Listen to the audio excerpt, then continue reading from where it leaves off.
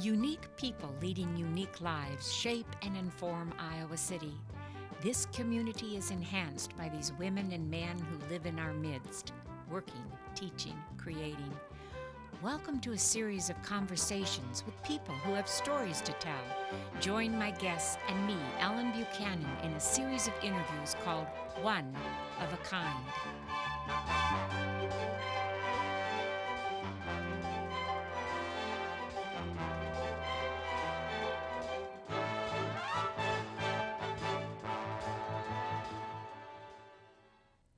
My guest, Leola Bergmann, is a Renaissance woman. She is an author, a musician, a writer, researcher, printmaker, and world traveler. After graduating from St. Olaf College in Northfield, Minnesota, she enrolled at the University of Iowa, receiving her master's in English in 1939 and her PhD in American Civilization in 1942. Leola has been a part of our community for the past 60 years. While in college in Minnesota, she sang in the well-known St. Olaf Choir. Her 4-year association with the choir led her to write a book about the director entitled The Music Master of the Middle West. She then turned her attention to her next book entitled Norwegians in America, and after that completed research on the history of the Negro in Iowa. Leola became interested in printmaking in the 60s after attending art classes for 5 years at the University of Iowa. Printmaking, according to her, became the love of her life. She was encouraged by the printmaker Mauricio Lazansky to buy a press and build a studio. She did, and for the past 35 years plus has been creating wonderful prints. Leola Bergmann was born in Webster, South Dakota in 1912. Her Scandinavian parents inspired in her a love of music, scholarship, and a strong work ethic. She and her husband Gustav raised their daughter, Hannah Bergmann Weston, in Iowa City. She has 2 grandchildren, Timothy and Rebecca. Welcome to One of a Kind. Thank you. I know your story, as like I said, begins in South Dakota, in Webster. Right. Tell me a bit about your immigrant parents and grandparents. I really didn't know them very well. I heard about them, but I remember seeing my grandfather on my father's side. This is terrible, in a coffin, because I was just a very small child, and the grandparents, my grandparents on that side, had moved into Webster because their oldest son had taken over the farm at which they had. You see, when they migrated from Norway and settled out in the Dakota prairies, they lived in sod huts, you see, for the first few winters, then built a house, and then eventually, as the children grew up, one of them became the owner of that. And again, this is a typical thing, and the grandparents then would move to the small village where another son or daughter lived. And that's where I first met my grandparents on my father's side. And apparently my grandfather died at a relatively early age. For a Norwegian. Yes, yes. And so I really only knew my grandmother, who was really a wonderful, wonderful person. And she lived for a long time, and I used to visit her after she moved back to her son's farm, and after we'd moved away from that area. What did your father, you moved to Wisconsin, I know, and then yes, after South Dakota. After South Dakota. But in South Dakota, he went to St. Olaf College, but he wasn't able to study there for more than a year, and then came back. He had to earn a living. And so he was a clerk in a small town store there in Webster. And then he decided that he and another friend from the Norwegian community bought a store in Ladysmith, Wisconsin, which was a pioneer lumber town. This was back in the 20s, early 20s. I think it was about 1920, 21 that we moved to Ladysmith. And that's where I first went to real school. I was in kindergarten in Webster and so on. But that was where I went to school. And now I have to intersperse something here from the present. Many years later, when I was a graduate student in Iowa City, I was at a dinner at Alex and Jean Kern's house. And Jean happened to mention that something about being in Wisconsin, going to their summer place in Wisconsin. I said, where? Ladysmith. I said, oh, I lived in Ladysmith. And she said, when? And we figured out that we were both in the first, second, and third grades together in Ladysmith. Isn't it a small world? And here we were, both in Iowa City, years and years later. It's a beautiful name of a town, isn't it? It was a love. I think it was founded by an Englishman, you see.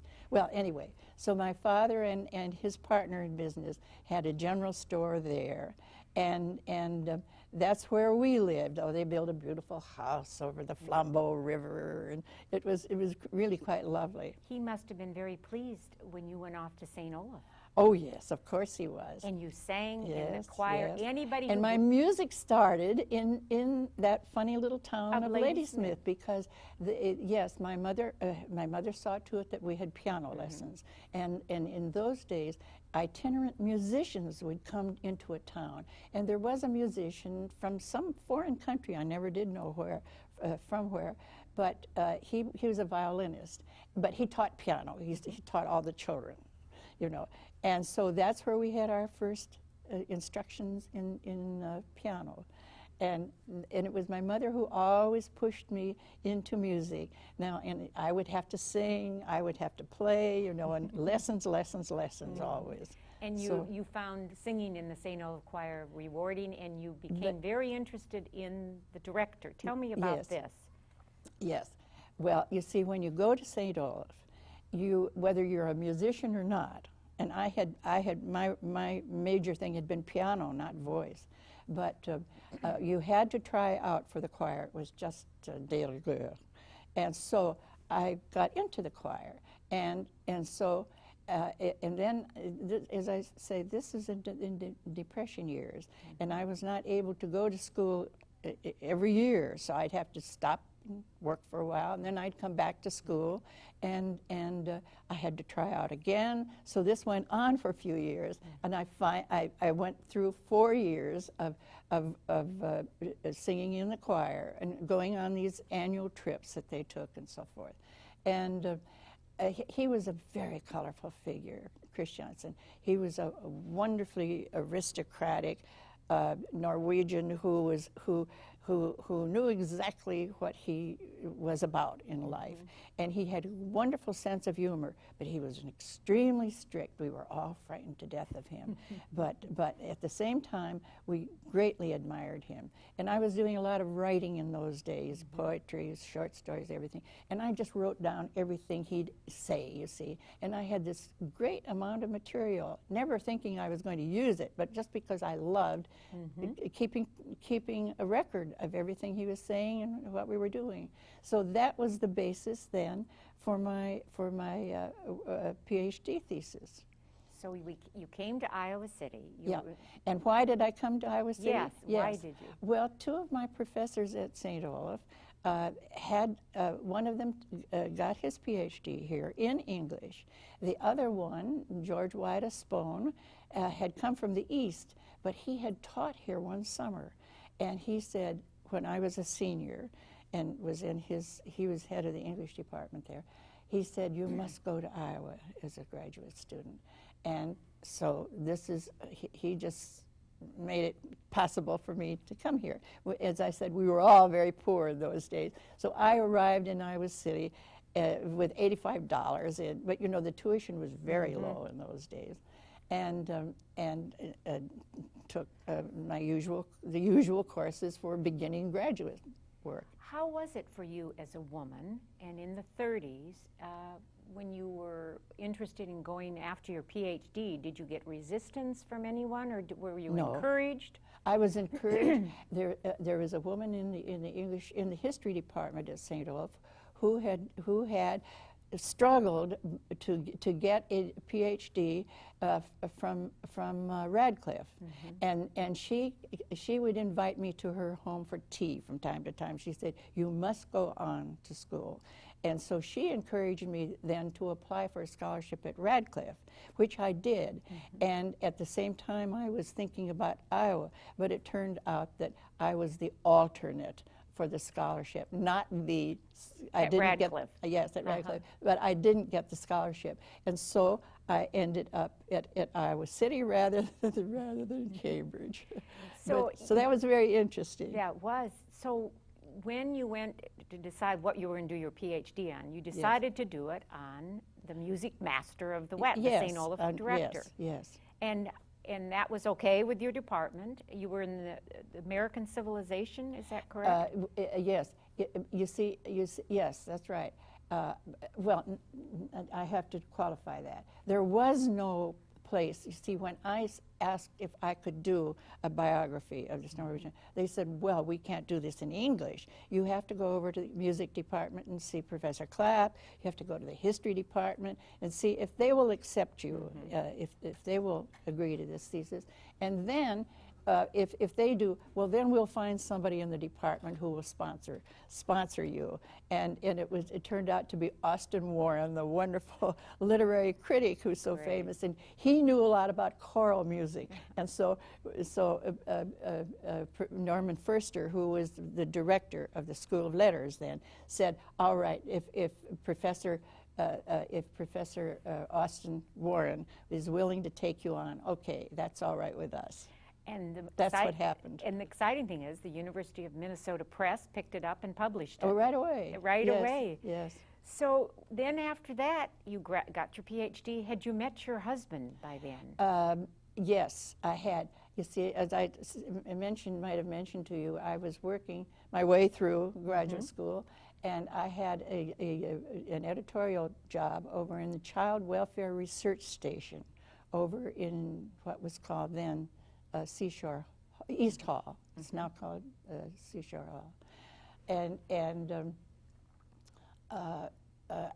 he was a refugee, and he had come to Iowa City on a grant that somebody in the Child Welfare Research Station, Professor Kurt Levine, needed a mathematician to verify some of his theories, his mathematical theories, in his psychological work that Kurt Levine was doing. And so that is why the refugee people the committees that were taking care of the refugees who were, coming into the country in great numbers, they were trying to get places for them. And so some friends of his, including his professors that he had at the university in Vienna, and others from Vienna, said, "Look, there's this man who is a mathematician." You see, my husband had a degree in mathematics from Vienna. And so they found this grant, and that's what brought him to Iowa City as a grantee of Professor Levine. And so he was in the same building I was in, on the same floor, and we just met there and just started talking, and we just became more and more acquainted. He'd see me working in my office. I'd see him walking up and down the halls, and he was running rats for one of the people in the psychology department. In the psychology department and the child welfare research departments this was a very, very highly rated department. Yes, it was because they were working on the great IQ testing that was going on, and the big battle between the nature-nurture was being argued, and Iowa City was one of the centers in the country in that great battle. When he was doing that, you were starting to do research. They asked you to write a book. Yes. Tell us about the Norwegians in America. Yeah, but that came out, that book I started working on only after I had my degree, you see, because my degree came on the basis of the Christiansen book. So the moment Lippincotts got in touch with me, by that time, I had already taught for a year in college, and then in a college down in Missouri, and then my husband and I were married in 43, and it was right after that I was deeply involved in this new book. And so from the next 4 or 5 years, I did nothing but go to research institutes in different places in the Middle West and so on to work on that book, and that came out in 1950. And then you started research on the Negro in Iowa. Well, I did that. Well, oh yes, and you see, I also had another job. I worked in the State Historical Society, and when I was doing, by that time I had finished you see, I was only working in child welfare research as a graduate student. But after we were married, I had to have at least a part-time job, and so I was working in the State Historical Society over in Schaefer Hall, and so that's where I started. And they said one day, one of the directors there asked me if I would be willing to do a history of the Negro in Iowa, because she said we don't have a history of it. And so I said, sure, I'd be happy to. So I began to do research on that, and eventually brought out a monograph in 48 that was all the work I could, all the material I could get throughout the state on the settlement and whatever the Negro population was like at that time, you know.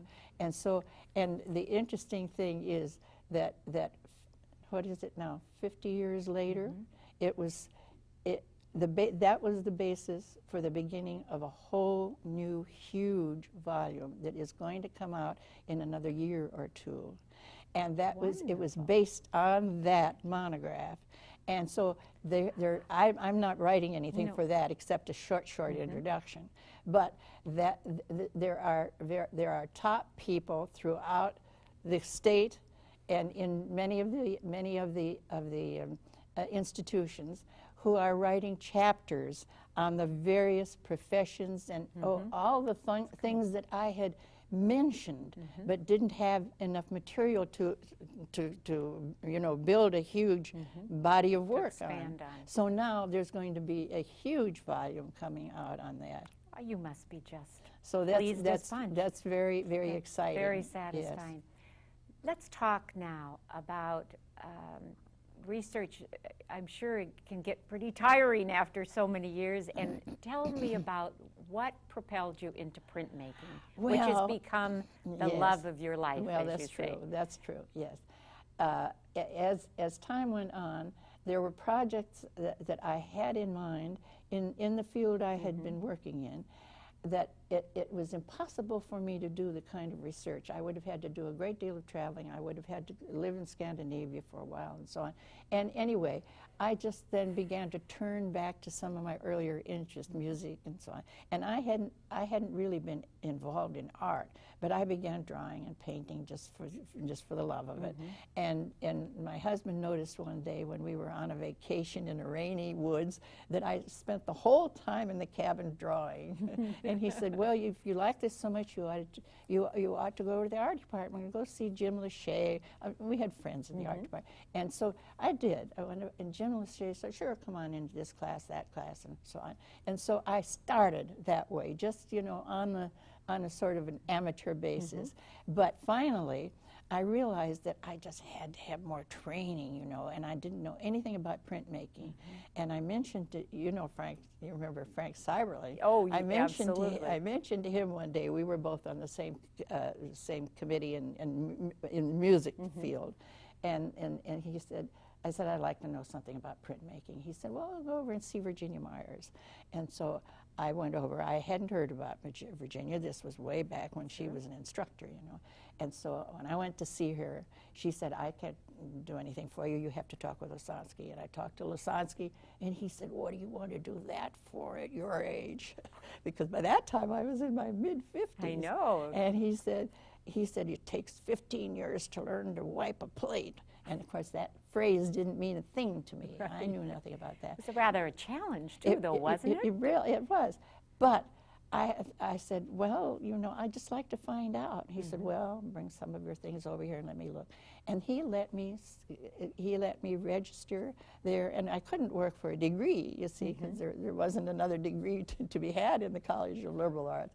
But he let me stay there for 5 years because he saw after a short while that I just simply loved doing this. It was just a technique that just really took hold of me. Why do you love it? Oh, so? it was like so exciting.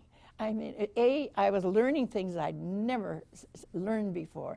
And then as the technique I began the artwork, and he was very encouraging, as was Virginia, and as was Keith Acapulco. They were all very helpful and saying, yeah, you know, try this, you know, and here's an exciting thing to do, you know. And so anyway, it just went on. More and more and more, I became involved, as this was the thing I loved more than anything. And he told you, he said, urged you yes. to get your own press. Yes, because I said, I can't stay here forever, you know. And he said, no, what do you want to do the rest of your life? And I said, I want to make prints. He said, all right, you get a press. And I thought this was just, you know, wild. So when I told my husband, I must quote my husband accurately, he said, are you nuts? And I said, I guess so, but that's what I'd love to do. I want a press from England. And so he said, well, all right. I said I'd stay home more because I was running to the art department all the time, you know, day and night working over there. And so that's what happened. You got your press. And I ordered the press.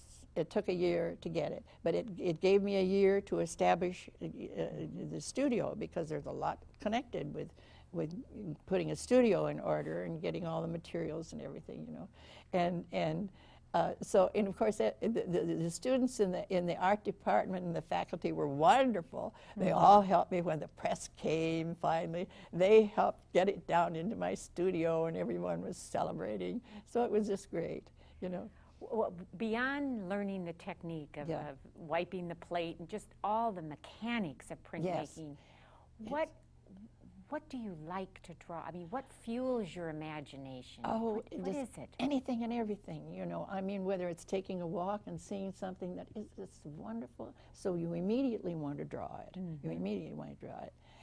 And also ideas. When I would I'd be sitting reading something, and something would come to me as I was reading a sentence that would inspire some kind of a thing.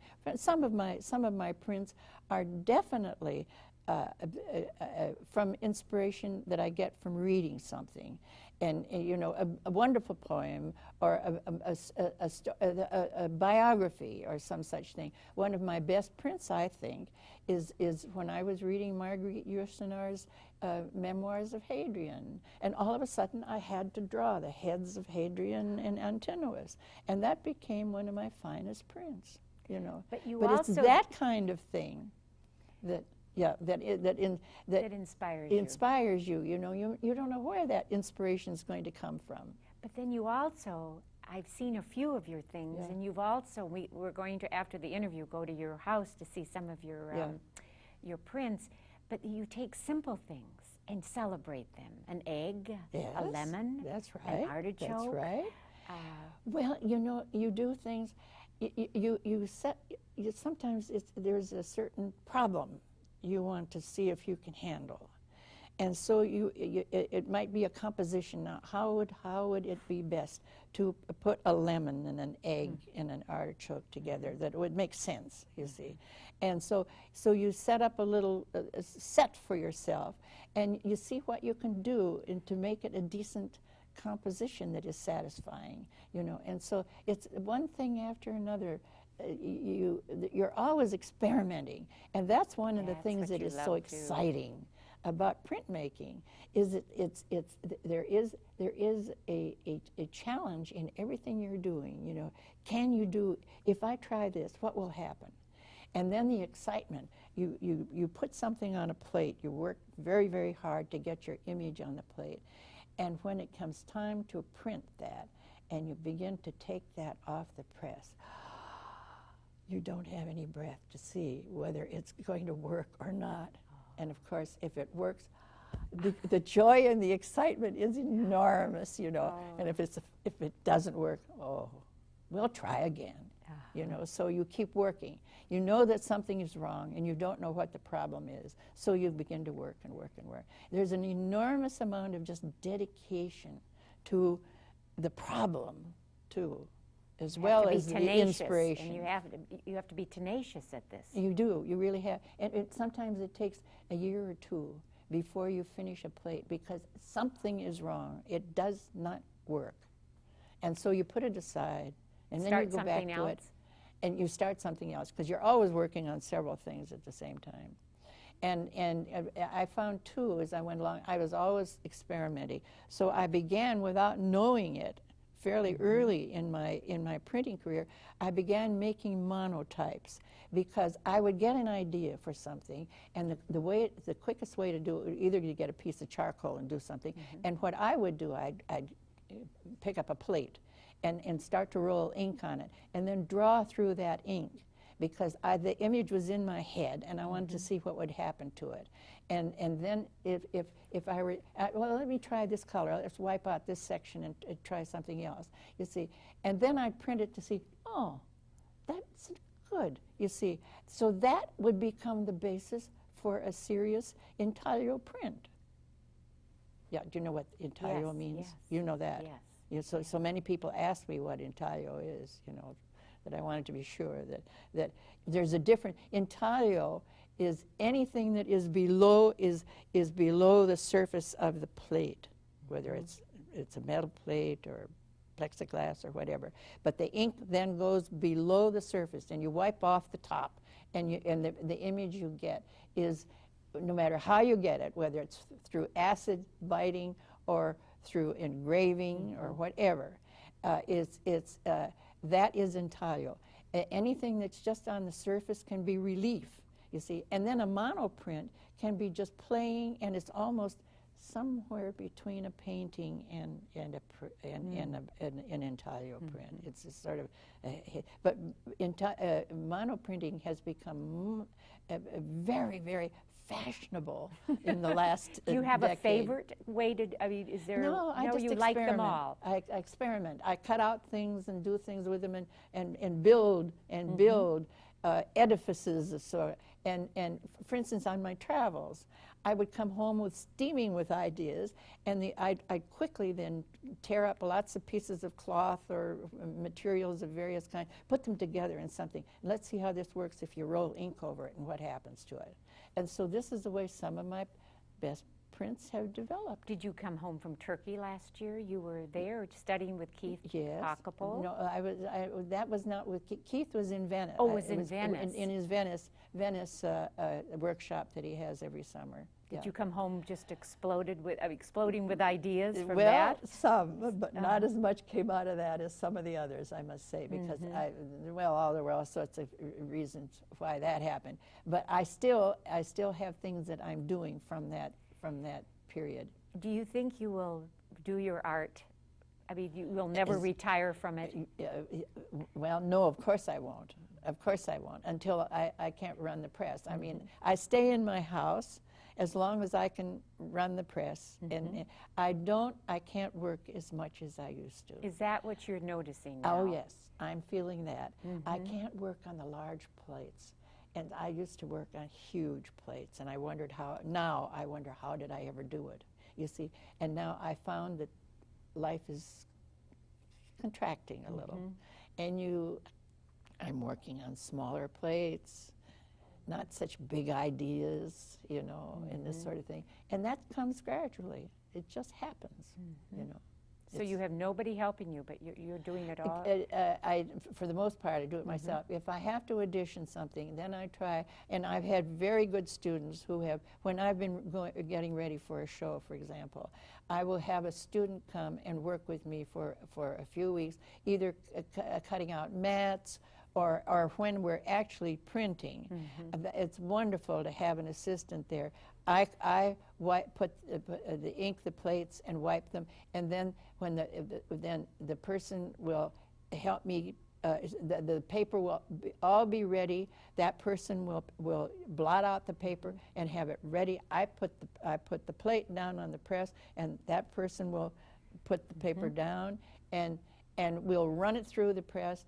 And then the minute this person, the assistant, picks up the thing and then puts the finished print on tapes it to the wall while I am inking and wiping the next one. So we can work through the day that way, you see, with and you can do it depending on the size and difficulty of the plate. You can get much more done with somebody helping you. That's good. Tell me about your love of travel. Well, I think I must have had that from early age, because actually when I was still in college, my big dream was to be a teacher at what was it, Roberts College in Turkey. And I thought, you see, this was a very well-known college at that time, and this is where, this was in an American institution, and this is where ambitious young people could have a chance to go and spend a year teaching or 2 years teaching, and that was my dream. I never did get there, except visiting, coming up the Bosphorus, and someone pointed out, that's Roberts College up there on the hill. Oh, I saluted it. You know, and you're going to Russia this year, I hear. Yes, in about a month. In about a month for 3 weeks. For 3 weeks, yeah. That is, most people, you know. If I can make it. You will make it. I just think it's amazing. Well, I wanted to do this particularly. My daughter is